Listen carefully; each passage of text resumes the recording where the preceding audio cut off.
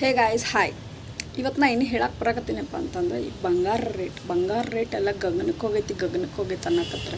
ಬಂಗಾರದ ಸಂಬಂಧಪಟ್ಟ ಸಂಘಗಳು ಇರ್ತಾವಲ್ಲ ಅವು ಹೇಳಕತ್ತಾವ ಬಂಗಾರ ತೊಗೊಳಕ್ಕೆ ಏನಾದ್ರು EMI ಮಾಡಿರಿ, ಬಂಗಾರ ತೊಗೊಳಕ್ಕೆ ಸಾಲ ಕೊಡೋಂಗೆ ಮಾಡಿರಿ ಅಂಥೇಳಿ ಗೌರ್ಮೆಂಟಿಗೆ ಬೇಡಿಕೆ ಇಡಾಕತ್ತಾವ.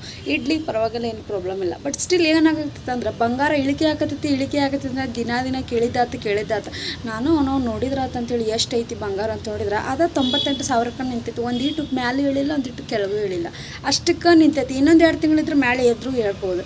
ಸುಮ್ಮನೆ ಹಿಂಗೆ ಸುಳ್ಳ ಪುಂಗ ಅಂತೇಳಿ ಪುಂಗಾಕತ್ತಾರೆ ಇವರು ಮಾತುಗಳನ್ನು. ಬಂಗಾರ ಕಡಿಮೆ ಆಗತ್ತೈತಿ ಅಂತೇಳಿ ಇನ್ನೊಂದು 2-3 ದಿನಕ್ಕೆ 1 ಲಕ್ಷ ಬರೋಬ್ಬರ ಆಗ್ಬಿಡ್ತೈತಿ. ಆಗೋದೇನು ಆಗೈತಿ ಕೆಲವೊಂದು ಕಡೆ 1,05,000 ರೂಪಾಯಿ ಆಗೈತೆ ಅಂತೇಳಿ ಹೇಳ್ಯಾರ.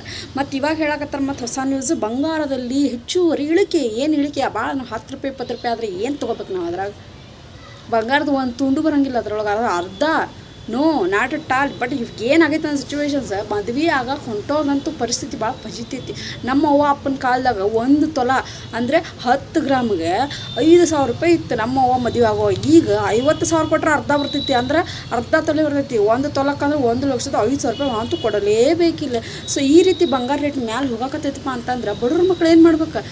ಅದ್ರ ಹುಡುಗೋಡು ಹಾಕಿ ಸುಳ್ಳ ಹೇಳಿ ಮದುವೆ ಮಾಡೋದು ಅಂಥ ಪರಿಸ್ಥಿತಿ ಬಂದೈತಿ. ಈಗ ಬಂಗಾರ ಮುಟ್ಟಕ್ಕಲ್ಲ, ನೋಡೋಕೆ ಹೋಗಿಲ್ಲ, ಅಂಥ ಸಿಚುವೇಶನ್ಸಿಗೆ ಬಂದು ತಲುಪೈತಿ.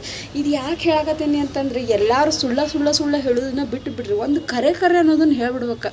1,000 ಇಳಿಸಿದ್ನಿ, 2,000 ಇಳಿಸಿದ್ನಿ ಅನ್ನೋದಲ್ಲ.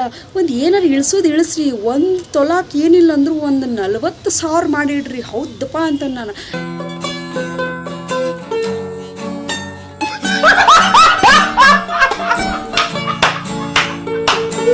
ಅದನ್ನು ಬಿಟ್ಟು 5,000 ಕಡಿಮೆ ಮಾಡಿದ್ರು, 2,000 ಕಡಿಮೆ ಮಾಡೋದು. ಅದು ಎದಕ್ಕೆ ಹತ್ತಬೇಕು ನನಗೆ?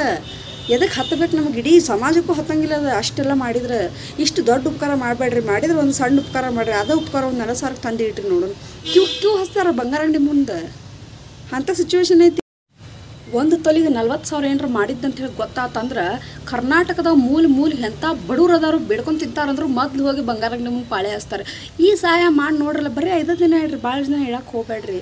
ಯಾಕೆ ಈ ಮಾತು ಹೇಳಕತ್ತೇನಂತಂದ್ರೆ ಹೊಯ್ಕೊಳಕತ್ತಾರ ಲಬ್ ಗಂಡಿನ ಮನೆಯವರೇ ಬಂಗಾರ ಕೊಟ್ಟಿಲ್ಲ, ಹಂಗೆ ಕೊಟ್ಟಿಲ್ಲ, ಹಿಂಗೆ ಕೊಟ್ಟಿಲ್ಲ ಅಂತೇಳಿ.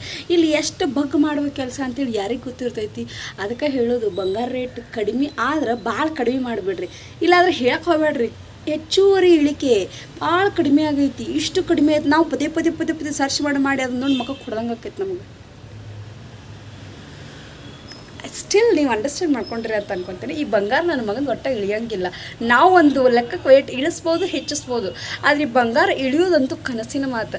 ಅದೆಲ್ಲ ಒಂದು ಜಮಾನದಾಗಿತ್ತು. ಆದರೆ ಈ ಜಮಾನದೊಳಗೆ ಜಮಾನ ಚೇಂಜ್ ಆಗಿ ಹೊರತು ಬಂಗಾರ ರೇಟ್ ಅಂತೂ ಚೇಂಜ್ ಆಗಿಲ್ಲ. ಅಷ್ಟಕ್ಕಷ್ಟೇ ಇರ್ತೈತೆ. ಭಾಳ 1 ರೂಪಾಯಿ 2 ರೂಪಾಯಿ ಆದ್ರೆ ನಮ್ದು ಒಂದು ನರ್ಕು ಹೊತ್ತಂಗಿಲ್ಲ. ಅದು ಇರಲಿ ಬಿಡ್ರಿ. ಸೊ ಈ ಒಂದು ವಿಡಿಯೋ ಮೂಲಕ ಹೇಳೋದು ಇಷ್ಟ ಏನಪ್ಪ ಅಂತಂದ್ರೆ ಬಂಗಾರ ರೇಟ್ ಕಡಿಮೆ ಆಗೈತೆ ಅಂತ ಹೊಯ್ಕೊಂಡು ಅಡ್ಡಾಡಕ್ಕೆ ಹೋಗ್ಬೇಡ್ರಿ. ಯಾಕಂದ್ರೆ ಹೊಯ್ಕೊಂಡು ಅಡ್ಡಾಡ್ತೀವಿ ನಾವು. ತೆಗೆದು ನೋಡೋಕೈತಿ ಎಷ್ಟೈತಿ ಅಂತೇಳಿ ಹೋಗಿ ಬಂಗಾರ ಅಂಗಡಿ ಹೋಗಿ ಕೇಳ್ತೀವಿ. ಆ ಸುಳ್ಳು ಮಗ ಹೇಳ್ತಾನೆ ಇಲ್ಲ 1,05,000 ರೂಪಾಯಿ ಆಗೈತೆ ಅಂತ ಒಬ್ಬನು ಹೇಳ್ತಾನೆ. ಇನ್ನೊಂದು ಕಡೆ ಹೋಗಿತ್ತು 98,000 ಆಗೈತಿ ಅಂತೇಳಿ ಇನ್ನೊಬ್ಬನು ಹೇಳ್ತಾನೆ. ಸೊ ಈ ರೀತಿ ಹೇಳಿ ನಾವು ಮಣ್ಣು ಕೊಡಕ್ಕೆ ಹೋಗ್ಬೇಡ್ರಿ. ಇರೋದೇವ್ರು ಕರೆ ಹೇಳ್ಬಿಡ್ರಿ. ಅದನ್ನು ಬಿಟ್ಟು ನಾವು ಹೋಗಿ ಆ ಒಂದು ಆಸೆಗೆ ರೊಕ್ಕ ಇಟ್ಕೊಂಡು ಹೋಗಿ ತೊಗೋಬೇಕಂತ ಹೋಗಿರ್ತೀವಿ, ಅಲ್ಲಿ ಮಣ್ಣು ಮುಚ್ಚಿಬಿಡ್ತೈತಿ. ಸೊ ಅದಕ್ಕಂತ ಹೇಳಕತ್ತೀನಿ, ಏನು ಹೇಳಿದ್ರು ಕರೆಕ್ಟಾಗಿ ಸರ್ವಿಸ್ತರಾಗಿ ಹೇಳ್ರಿ.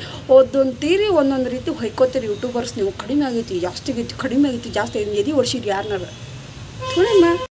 ಲಾಸ್ಟಿಗೆ ಒಂದು ಮಾತಾಡೋದು ಮತ್ತೆ ಯಾರು ನನ್ನ ಚಾನಲ್ನ ಸಬ್ಸ್ಕ್ರೈಬ್ ಮಾಡಿಲ್ಲ, ಸೊ ಪ್ಲೀಸ್ ಸಬ್ಸ್ಕ್ರೈಬ್ ಮಾಡ್ಕೊಳ್ಳಿ ಅಂತ ಹೇಳ್ತಾ ನಾನು ಇವಾಗ ಹೋಗಿ ಮತ್ತೆ ತಪಸ್ ಬರ್ತೀನಿ. ಮತ್ತೆ ಏನಾದ್ರು ಸುದ್ದಿ ಇದೆ ಅಲ್ಲಿ ತನಕ ನನ್ನ ಚಾನಲ್ನ ಯಾರು ವೀಡಿಯೋ ನೋಡಿಲ್ಲ ಕಂಪ್ಲೀಟಾಗಿ ಎಲ್ಲ ನೋಡಿ ಅಂತ ಹೇಳ್ತಾ ಬಾಯ್.